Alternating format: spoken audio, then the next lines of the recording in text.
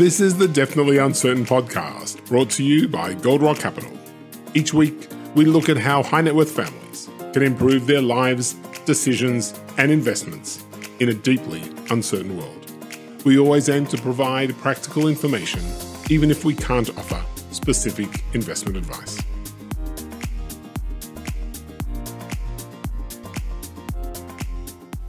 Welcome, everybody, to the Definitely Uncertain podcast. My name is Darren Rockman, and I'm a partner at Gold Rock Capital, the 20-year-old multifamily office servicing high net worth families in Israel and around the world. And today, I am very pleased to have on the show Jack Levy. Hi, Jack. How are you? Excellent, Darren. Thank you so much for having me. It's good to be here. It's great to have you. Jack is a partner at MoreVC, which is an Israeli venture capital fund, and Jack and I have known each other for many, many years. And Jack, Jack's got one of those CVs that, you die to have, right? He, Harvard undergrad, Columbia Law. He then goes and quarterbacks the IPO of Register.com as the general counsel for the company, does that successfully, then moves to Israel, starts his VC, and now you've raised your third fund and you're investing out of that fund. So, it's just sort of like it's the boilerplate best of CVs. Would you agree? Of course not. I would say I peaked too early, right? And then what I always tell the young people when they come to me and they say, I want to get into VC, I say, no, don't do that. Be an operator. It's there's so much more teamwork. That be a real builder. Don't sit here and be on the sidelines only investing. So it's a privilege to do what I do. I'm excited. As we tell our kids, do what I say, not what I do, right? Exactly. Yeah. Exactly. In all honesty, it's the best part about it really is to be able to do this here in Israel, and it's a privilege. So appreciate it. It's fantastic. It's fantastic. We should have lots more people like you here in Israel, Jack. So look, I want to use this as an opportunity just to talk about what's going on in Israel VC in general, and specifically for you as an investor, and how you go about the process of investing in venture capital and high tech, and what you see. So let's maybe start with that. So when you look at an early stage companies, and our podcast is called Definitely Uncertain. Your business investing in very early stage companies is definitely uncertain. Probably should be the name of your podcast, not mine. But what do you look for? What are the sort of key things that you guys consider when you're deciding to invest in an early stage tech company? So this is probably going to be obvious to some of your viewers, but the answer is team, right? I would say it's 80% team and 20% a potential for a massive opportunity, right? I think one of the greater VCs, I think it was Tim Draper, sort of said, like, I always ask myself, what will this look like if things go right? In other words, you want that massive outcome potential. Our business is driven by massive outcome potential. So I think you don't want to make the mistake of making an investment and deploying your precious capital and resources into something that, even if things go well, the outcome is limited because either the market is too small or because there's something about the nature of the company that it's much more likely to hit a kind of a business model where it will be gobbled up early or what have you, right? So that's one part of it. But and then once you know that you're operating in a big market, a market with a big pain point and a massive need, it's 80% about the team. At the stage that we make the investments, it is 100% definitely uncertain. I'm trying to think of the word that's more definite than definitely, like indisputably uncertain. Absolutely. Right? Yeah. Absolutely uncertain. And so you want to work with entrepreneurs who will be able to navigate through that uncertainty. So it's a combination of experience, although we also invest in first-time entrepreneurs. So it doesn't necessarily mean that the experience has to be that they have built a company before and had that success. We can talk about that as well. It's an interesting point that now, for sure, in the Israeli VC community, there are a lot of second and third-time entrepreneurs, and often they can be good bets, but some of the best outcomes globally in VC and also in Israel are coming from the first-timers. So the experience, though, might be experience with the problem. It might be that the experience with the problem that they're trying to solve that maybe they even had individually and therefore they have an insane passion to solve it, right? That can drive you very, very far. Or it might be experience in the market or experience doing a critical element of what's necessary in the success here. But it doesn't have to be that we're only investing in those that have done second or third time. So we look for that kind of experience. We look for entrepreneurs who, I think, on the one hand, have significant ego such that they can bring a lot of people with them, but on the other hand, significant, I say humility, but it's a realization that they're always going to be after hiring people who can do things better than them and motivate. They're leaders. They have to be leaders. They have to be people who can recruit a team, who can sell to investors, to customers, and who have that passion to go through an 8 to 10 year journey with you. Because from our perspective, that's sort of what it is. And knowing that, they're going to navigate through all the different windy roads to get there ultimately. Right. One of the things that, you use the word team, it's often not about a single person, but a group of people. And, 10 years is a very, very long time. How do you diligence? How do you work out whether or not these guys are actually going to be able to stay together? Often they may not have known each other from previous experience.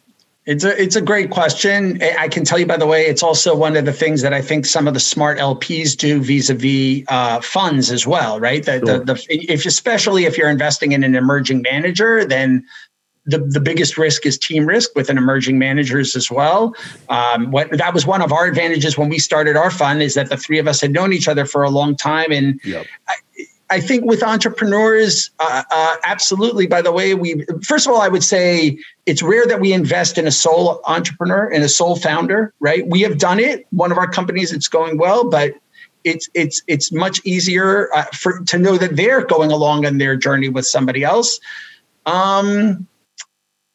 I don't think that there's sort of, it's one of the things that you do diligence on in the references. And by the way, when I say due diligence, it's not even the references, right? I mean, I'm literally at the end of a process right now. I just mentioned to you before this that I just made an offer out there and I'm waiting to see if we're going to win it. And the diligence itself, the process of talking to the team again and again and iterating with them, that's the process. You get a good sense of how they respond to your inquiries, how they're going to work with you, and how they're working with their co-investor. You can see very early on if they're cutting each other off in meetings. I mean, there's some basic sorts of things. If you see that there's a trust, right, between them, or if there isn't. Right. That means you need some time because you've got to meet these guys, on multiple occasions and, clearly not all in the same week or maybe even the same month. How long does it usually take for you guys to reach the point you just reached when you actually are willing to write a term sheet? So that's also a challenge these days because it's a very competitive market and you sometimes don't have the time that you want. I would say that typically speaking, we can't make a decision in less than 30 days. And I hope this is not a mistake for me to sort of put that out there so publicly, but right. It's the truth. There are some funds that can't, and they might have the instincts. Now, again, that said, lots of times the entrepreneurs that we're backing are entrepreneurs that we already have relationships with, right. Not vis-a-vis this specific opportunity. They were an employee. This is the advantage now of having been in business for 13 years, right? They were an employee at one of our previous companies. They're a friend of one of our entrepreneurs, and that entrepreneur has told us great things about them. Or in some instances, such as my last investment, it's the chairman of the company is somebody that I've been wooing for 3 years. No joke. On a regular quarterly flowers, coffee. wine, dinner, the whole thing. I don't know about the flowers, right? But regular coffee. Regular coffee. Regular coffee is the more typical, I think, right. VC woo, right? The more early morning. What's the next thing that you're going to do? I'm interested in working with you. So then when they came into my office with the idea, I was almost sold already, right? Because I knew, you knew the guy, yeah. I knew the person, and I didn't. But the interesting thing is that's where the person, and I would say more about that one's in stealth. I don't want to say the name or anything like that, but it's in the insurtech space. And I was not in that space before. But I knew the chairman and I knew the way he thought, and I'd had lots of good discussions with him about what it takes to build a defensible, scalable business. And I was excited about the way he thought, and I knew that he would bring terrific entrepreneurs together right. with me. So even if you only get, so in this process that I just wrapped up right now, I've been in an intense discussion with them for 3 weeks. But here too, one of the founders I've actually known in this particular instance for 25 years. Right. So it doesn't mean that it always has to be that way. We absolutely will meet the young team that got a strong introduction that we know is meeting everybody else. But for us, if that's going to be the process, even 60 days would be better than 30, because then we get to go through that. And so that's our challenge. Our challenge is to really try to meet the entrepreneurs before they're raising, get in a dialogue with them, and then we know we have the time to build that level of comfort and understanding. Sure. Yeah. Okay. You mentioned a moment ago that it's a competitive market. How has the landscape changed for you as a deployer of capital, of someone who's out there trying to put capital to work in a smart way, in a risk-managed way with lots of upside? So let's start just with the basic numbers. I think in 2005, when I started looking at raising our first fund in 2006, there was about $2.5 billion or so of money coming in on an annual basis from all the different local VCs, foreign VCs, corporates into tech companies. This year, that's going to exceed $9 billion, I think, right? Those are the numbers that it looks like. I don't know what's going to happen in December. Now, it's very true that a lot of that overall capital is on the growth equity side, the big checks, the $50 million checks. Where you guys don't play. And we don't play there. We hope to benefit from that. And we certainly have some of our companies that have, and that allows our companies to then go for bigger outcomes when they can raise that. Like a company like Vyar, for example, which raised, $109 million a year ago. Perfect timing also, just before COVID year, right? Sure. But that's allowing them to really play a very, very long game, which increases the outcome for us. It's true that on the seed stage, there are arguments that the amount of capital has remained flattish, but it's certainly not that 10-year period. I'm saying in the recent year or two, I don't feel it that way. I feel there's an excellent map that was put out by one of our colleagues at Cardamom Capital, who mapped the entire investor ecosystem. For any of your listeners who are looking for it, if they go find Cardamom Capital, they'll see a wonderful map. You'll see how I don't know if I would say the word crowded, but how robust the ecosystem is right now. And there's no doubt that the entrepreneurs understand that. I think this is there's never been a better time, I think, in Israel than to start a company than now in the past 12 years that I've been doing this. And I think the wonderful thing is it's probably true every year for the last 5 years that we could have said there's never been a better time. I think that's exactly right. It's growing. It's growing. Now you have the whole Emirates element to it as well, which is a whole new path to market in a region and potentially sources of capital as well. Right. But I think it's a robust process, and we have to be fast. Again, we like to compete. Okay. We know what our competitive advantages are. They're sometimes hard to get out there in the most public way. But the advantage of having been doing this for a long time is that the best deals that we're getting from a referral basis from people that know us and that like working with us and can say to their friends, because who does an entrepreneur turn to first when they're working with us? They turn to other entrepreneurs. They bounce their ideas off of them. They need to find a co-founder. Who do they turn to find a co-founder? And so sometimes we're even involved in some of those discussions. Those are the best things for us in terms of ultimately translating into deals. Right. So it is competitive. Yeah. Okay. So now let's just start to talk a little bit about some of the specifics and specific companies that you're in, and maybe let's see some of the lessons or examples of the lessons you've learned along the way as it comes out in a specific deal. So maybe take us to one of your companies and talk us through some of the dynamic there, what they do, and how things are playing out.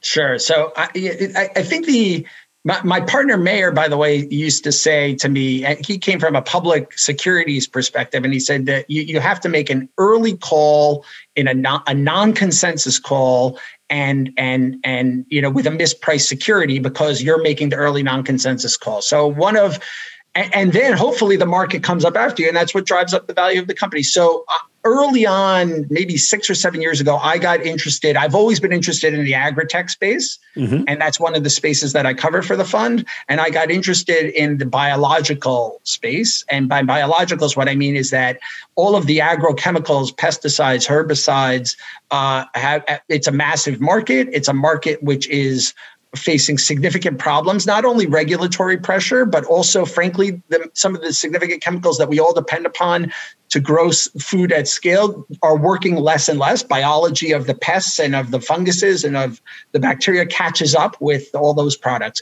It costs hundreds of millions of dollars now for those chemical companies to bring a new chemical product to market. And so increasingly, they're looking at biological solutions. And biological solutions means it could be beneficial funguses or beneficial bacteria or even macrobiological solutions to help stabilize the ecosystem and increase plant yield by attacking the bad ones.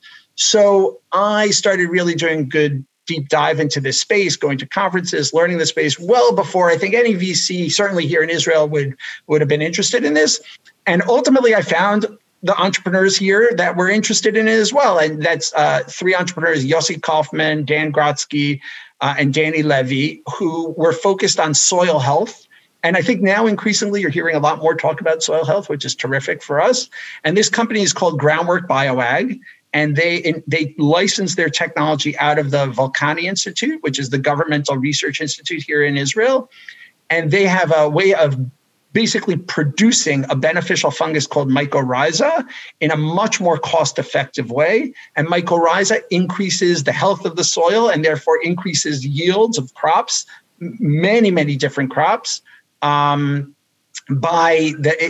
sort of get a situation where the roots of the plants attach itself to the fungus, and it allows them to uptake the nutrients that they need, especially when they're under stress. So when you hear under stress, that means climate change. That means flooding. That means temperature changes and the like. So we think that mycorrhiza right now, it's maybe a smallish market, $100+ million market. We think that this is a multi-billion-dollar category. So that's an exciting company, and that's operating already globally, producing, based in Moshav Mazor, and that's the process of trying to do a deep dive, do a lot of research, figure out an area that you think is going to be big, but that others don't see that quite yet, and getting in ahead of them. That if that works out well, and we can do that again and again and again, that's us doing our job.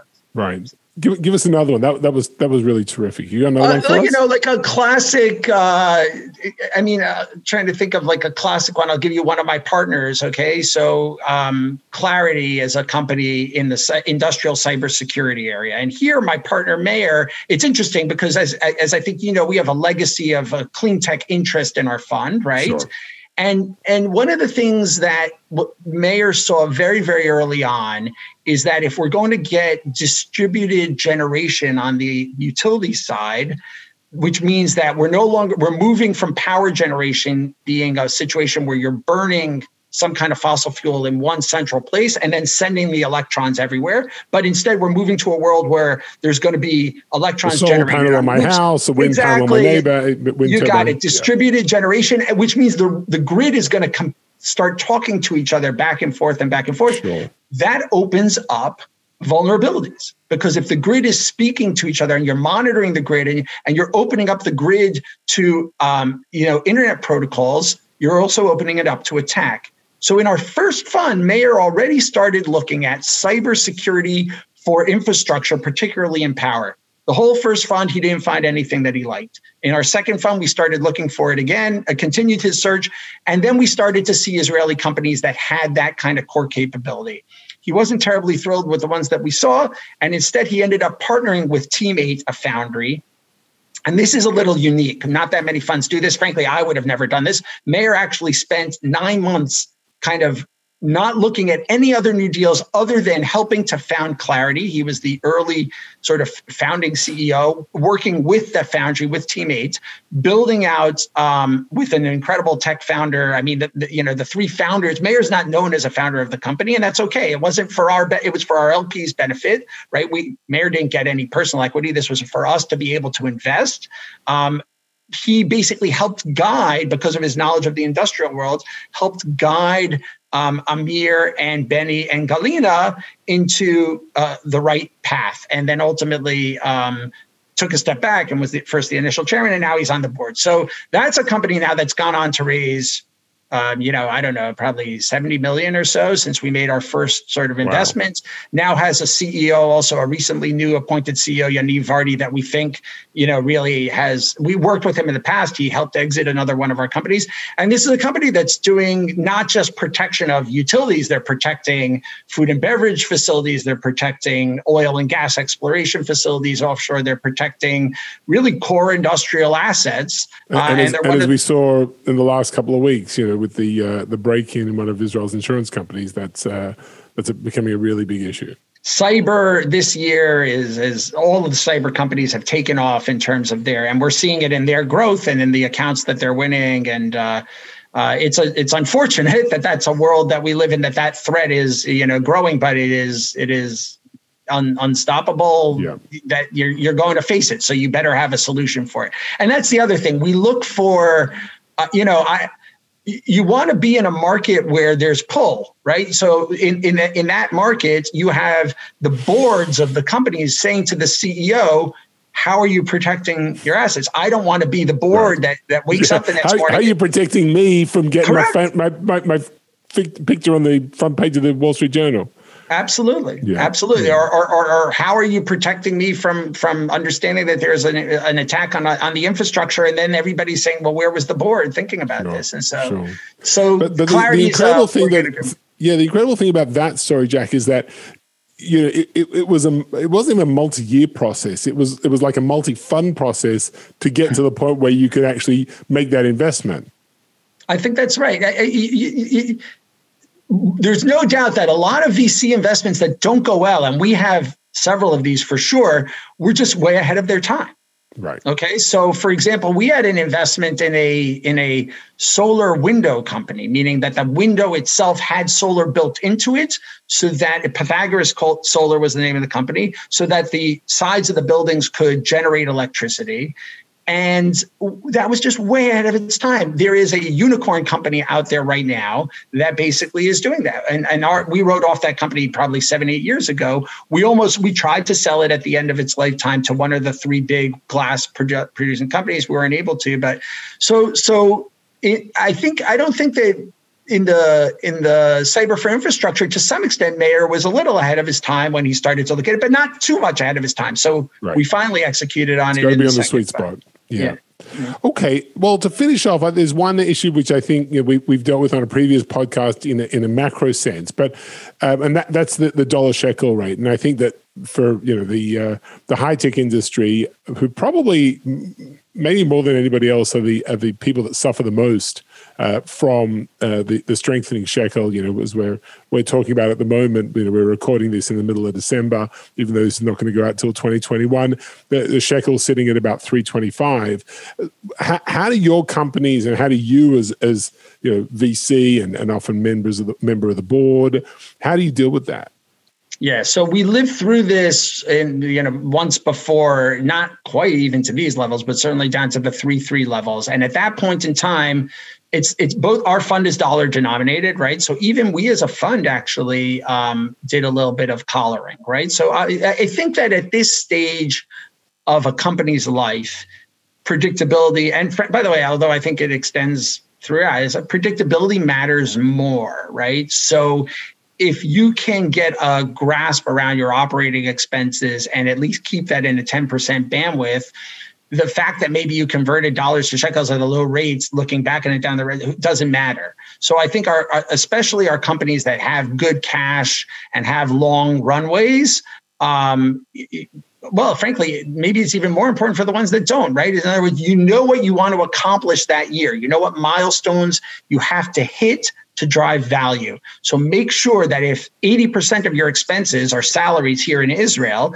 then collar, right? Or convert. I don't care if you're converting at a low rate.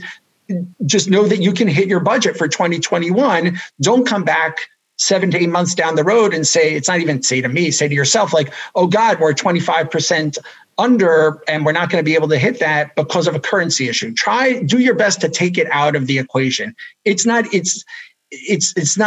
easy to do when you feel that effectively you're devaluing, the total amount that you raised by converting at a low point. But that's our advice, is like, company valuations at an early stage are driven by hitting milestones and real milestones. Milestones are driven by people doing work. People earn salaries in shekel. Then just make sure that you, and by the way, if you don't have enough, then tell your board way before, early on, maybe you want to do a top-up round. We did that for sure I think we did that with 1 or 2 companies back in the time. We don't have that situation with anybody right now where that's necessarily relevant, but we would consider it. Okay. So. Jack, that was incredible. It was really great overview of your business and the types of things that you guys do. And I think there's a lot of really interesting takeaway lessons, particularly for individual investors who try and play in the VC game on their own book and with direct investing and the challenges of doing the things that you do. Be able to move really fast, but at the same time have the same level of in-depth due diligence and really getting to know the managers and the challenges, and why working with professionals like you is obviously very, very beneficial. So here, that's a bit of a shout out for Well, for I you. appreciate that, but I want to say that over the years that I've been obviously raising funds and talking to family offices and LPs, the learning that when you speak to a family office and you're talking to a family that's built a multi-generational business, and effectively you're trying to, we've learned a lot from the family offices that have backed us from day one throughout this period. And not only just from their exposure to VCs, and a lot of them have multiple exposure to great funds and all that, but from the businesses that they themselves have built. And so, it goes both, these learnings go both ways, and thankfully, the returns in the sector in Israel over the past 10 years have been very good. So hopefully they can continue. That's terrific. Best of luck to you and your partners and to all your companies. And hopefully 2021 will be a less eventful year and a more return to normal on every level. And you guys all should be safe and healthy. And thanks everybody for listening to the Definitely Uncertain podcast. There'll be more coming your way. Thank you to our producer, Andrea Herman, and to our editor, Idor Schlesinger. And we'll see you all next time. Bye-bye.